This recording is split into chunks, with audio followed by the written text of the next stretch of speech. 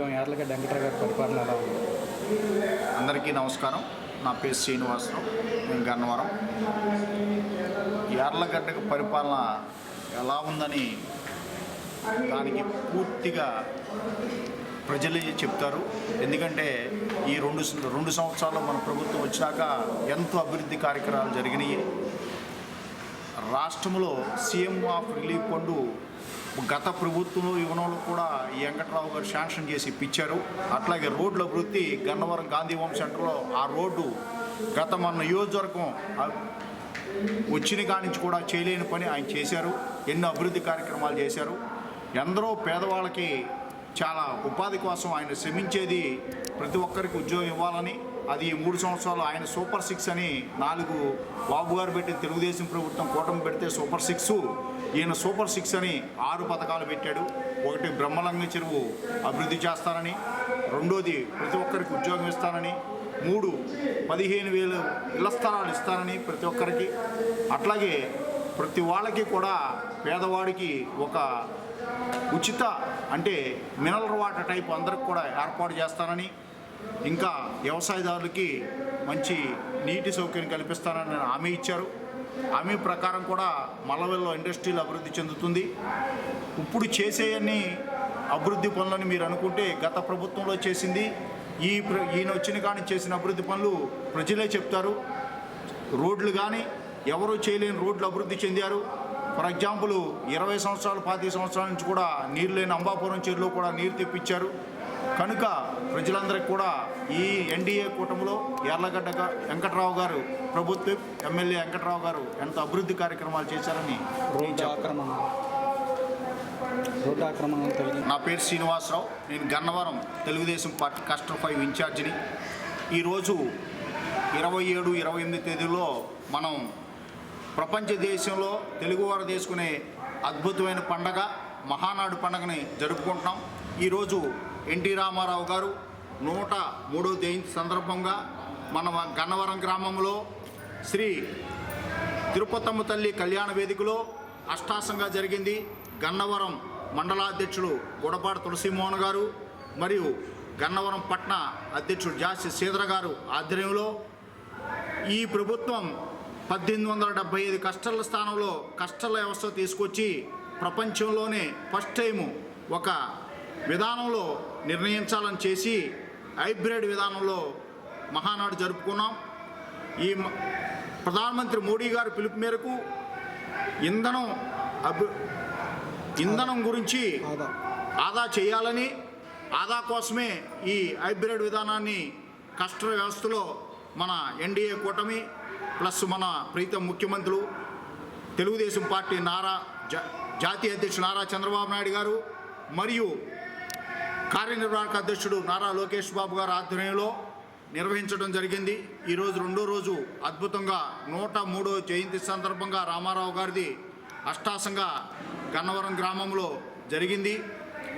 గత ప్రభుత్వంలో మన ప్రభుత్వము ఎన్డీఏ కూటమి ప్రభుత్వము అత్యాసంగా 4,000 రూపాయలు పింఛను, అట్లాగే వికలాంగులకు 6,000, పూర్తి వికలాంగులకు 15,000 రూపాయలు పింఛన్ ఇస్తుంది. వచ్చే జూన్ 12వ తారీఖు నుంచి ఇంకా 1,00,000 పింఛన్లు కూడా ఏర్పాటు చేయడానికి ప్రభుత్వం అంగీకరించింది వితంతులకి. గత ప్రభుత్వం చేసింది ఏముందా అనంటే అష్టాసంగా ఏమీ లేదు, జీరో. ఈరోజు అభివృద్ధి చెందుతుంది. రోడ్లు కానీ అట్లాగే ఎన్నో ఇండస్ట్రీస్ వస్తున్నాయి. కనీసం ఎన్డీఏ కూటమి 25 లక్షల ఉద్యోగాలు ఇచ్చాలని అభిమానంతో ముందుకెళ్తున్నారు. అట్లాగే ఎందరో అభివృద్ధి చెందిన కార్యక్రమాలు చేస్తున్నారు. అట్లాగే గత ప్రభుత్వం అమరావతిని శాశ్వత రాజధానిగా ఉంచాలని ప్రతిపాదించి మళ్ళీ జగన్మోహన్ రెడ్డి అధికారంలోకి వచ్చినాక 3 రాజధానులను ప్రతిపాదించి నాశనం చేశారు రాష్ట్రాన్ని. ఇప్పుడు ప్రస్తుతం మావిగన్ అంటున్నారు కదా సార్, దానిపై మీ స్పందన? మావిగన్ అనేది చాలా ఆయన అష్టాసంగా హాస్యాసంగా మాట్లాడుతున్నారు. మావిగన్ నిర్వచనం ఏంటో తెలుసా?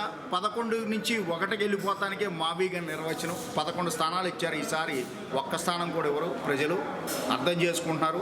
అలాగే ఎస్సీలు కానీ, బీసీలు కానీ, ఓసీలు కానీ ఆల్ కమ్యూనిటీస్ కూడా తెలుగుదేశం పార్టీకి పూర్తి మద్దతు ఇస్తుంది.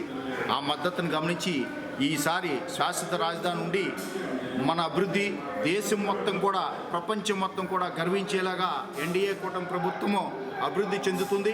అట్లాగే గత ప్రభుత్వం చేసిన మనకి కొత్తగా కూడా మనకి ఉద్యోగాలు 16,000 డిఎస్సి ఈ ఉద్యోగాలు ఇచ్చారు. ఇప్పుడు కూడా లేటెస్ట్గా 15,000 డిఎస్సి ప్రపోజ్ చేశారు. దానికి కూడా ఉద్యోగాలు అమ్ముకున్నారు అని చెప్పేసి వైసీపీ శ్రేణులు అంటున్నారు. దానిపై మీ స్పందన?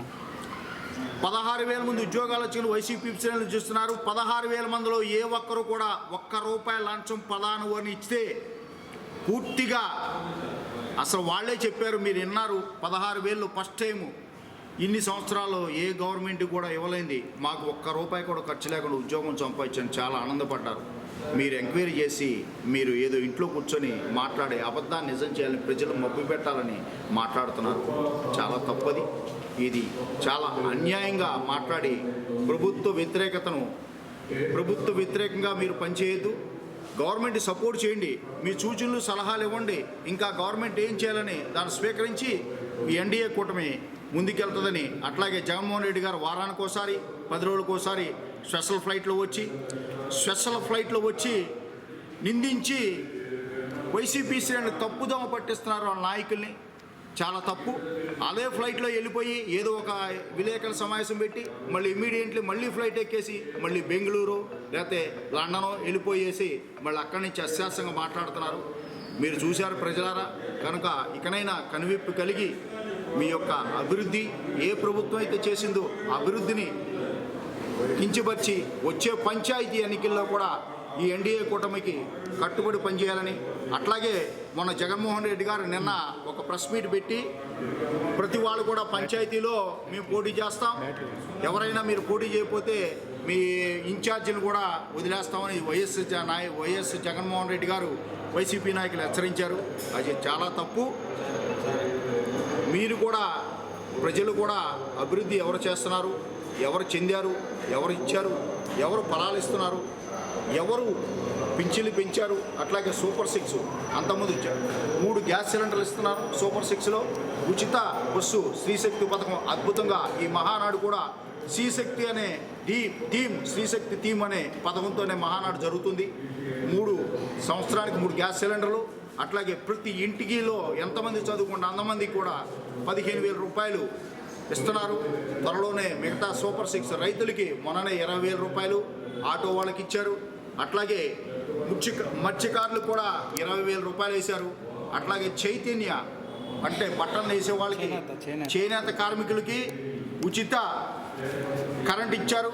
ఎస్సీలకు కూడా మొత్తం 20 లక్షల కుటుంబాలు అనుకుంటే వాళ్ళందరికీ కూడా సోలార్ సిస్టమ్ పెడుతున్నారు ఉచితంగా గవర్నమెంట్. కనుక జగన్మోహన్ రెడ్డి చేసే మాటలు అబద్ధాల గురించి ప్రజలు పిచ్చివాళ్ళలాగా మాట్లాడొద్దు. ఈసారి ప్రజలు 11 సీట్ల బదులు 1 సీటు కూడా ఇవ్వరని మనస్ఫూర్తిగా చెప్తున్నారు.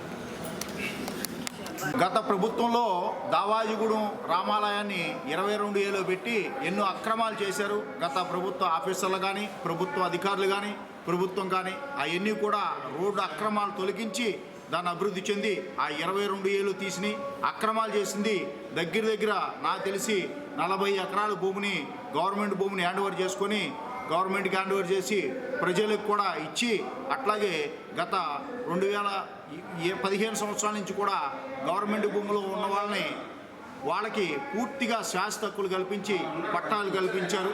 ఇది సత్యం, ఇది వాస్తవం. 15,000 మంది అర్హులకి ఎవరైతే ఉన్నారో వాళ్ళందరూ కూడా ఇళ్ల పట్టాలు ఇస్తారని హామీ ఇచ్చారు.